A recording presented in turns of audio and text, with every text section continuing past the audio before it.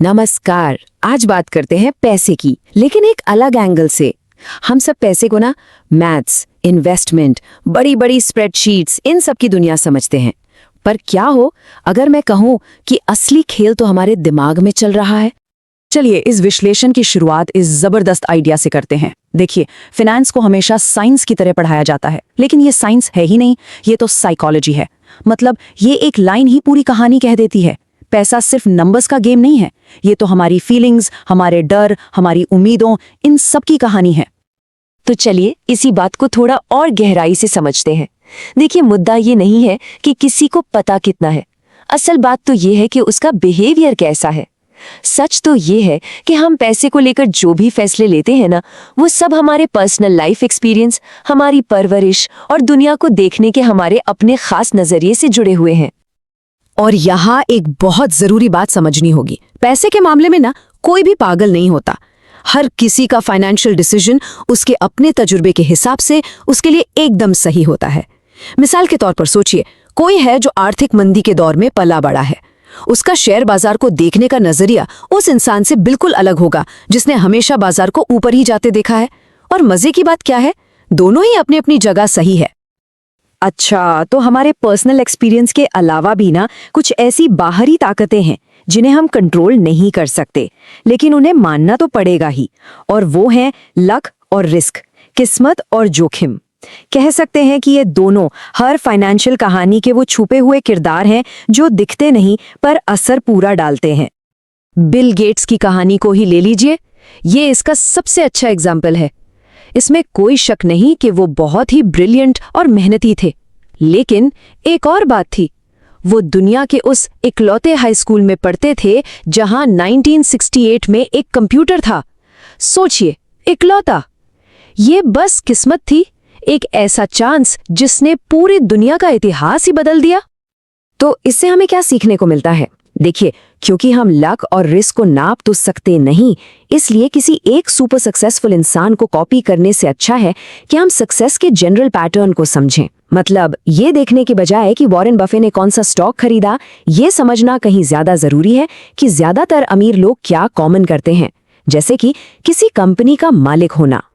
अब सक्सेस के इन पैटर्न्स को समझने में ना एक बहुत बड़ा पैराडॉक्स, मतलब एक विरोधाभास भी है, और वो ये कि पैसा कमाने के लिए जो स्किल्स चाहिए होती है ना, वो अक्सर पैसा बनाए रखने के लिए जरूरी स्किल्स से एकदम उल्टी होती है ना? अजीब बात।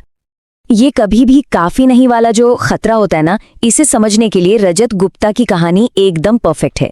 सोचिए, एक इतने अमीर सीईओ, लेकिन लालच में आकर उन्होंने अपना सब कुछ गंवा दिया। ये कहानी हमें एक बहुत जरूरी बात याद दिलाती है। गोल पोस्ट को आगे बढ़ाते रहना ठीक है, पर यह भी पता होना चाहिए कि कब उसे रोक देना है। जरा सोच कर देखिए, ये दो कितनी अलग माइंडसेट्स हैं। एक तरफ अमीर बनने के लिए आपको रिस्क लेना पड़ता है, ऑप्टिमिस्टिक रहना पड़ता है, खुद को वहां बाहर रखना पड़ता है जहां मौके मिले। और दूसरी तरफ अमीर बने रहने के लिए चाहिए विनम्रता, थोड़ा डर और ये सोच कि जो कमाया है उसे किसी भी हाल में खोना नहीं है। एकदम सर्वाइवल वाली सोच। तो सवाल ये उठता है कि अगर अमीर बने रहने के लिए एक अलग माइंडसेट चाहिए, तो फिर लंबे समय में दौलत बनती कैसे है? असल में क्या है वो चीज? और इसका जवाब शायद आपको थोड़ा हैरान कर दे। ये कोई एग्रेसिव मूव्स लेने या अगली बड़ी कंपनी का स्टॉक ढूंढ निकालने के बारे में बिल्कुल नहीं है। जरा इस नंबर पर गौर कीजिए, $3 बिलियन। ये वॉरेन बफे की नेटवर्थ थी जब वो 65 साल के थे। अब ये बहुत बहुत बड़ी रकम है, इसमें कोई शक नहीं, लेकिन उनकी कहानी का सबसे मजेदार हिस्सा तो इसके बाद शुरू होता है। देखिए, बफे का असली सीक्रेट सिर्फ बेहतरीन स्टॉक चुनना नहीं था, बल्कि वो था एक अविश्वसनीय रूप से लंबा समय। उनकी ज्यादातर दौलत तो 65 साल की उम्र के बाद बनी। क्यों? क्योंकि उन्होंने कंपाउंडिंग को, यानी आपके मुनाफे पर भी मुनाफा कमाने के प्रोसेस को दर्शकों तक अपना जादू चलाने दिया। उनका सबसे बड़ा हथियार पैसा नहीं बल्कि वक्त था। और ये बात हमें दौलत की परिभाषा को ही बदलने पर मजबूर कर देती है। दौलत वो नहीं है जो कोई दिखाता है, बल्कि वो है जो उसने बचाया है।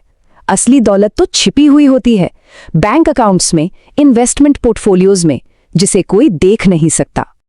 इसे कहते हैं the man in the car paradox.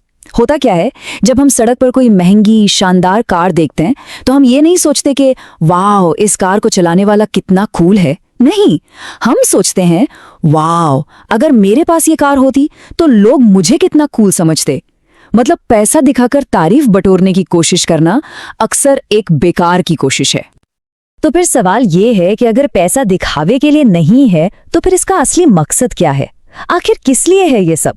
चलिए अब पैसे जमा करने से आगे बढ़कर इसके असल मतलब की बात करते हैं। दौलत का सबसे ऊंचा रूप, सबसे बड़ा फायदा ये है कि हर सुबह उठकर कोई ये कह सके आज मैं जो चाहूं वो कर सकता हूं। मतलब असली लक्ष्य है अपने वक्त पर पूरा कंट्रोल पाना, अपनी जिंदगी अपनी शर्तों पर जीना। और आखिर में शायद सबसे जरूरी बात यही है कि असली दौलत पैसा नहीं बल्कि वक्त और आज़ादी है। पैसा तो बस एक टूल है, एक जरिया है। असली मंजिल तो आज़ादी है, अपने वक्त पर कंट्रोल और अपनी पसंद की जिंदगी जीने की काबिलियत। तो ये पूरा विश्लेषण हमें एक बहुत गहरे सवाल के साथ छोड़ जाता है।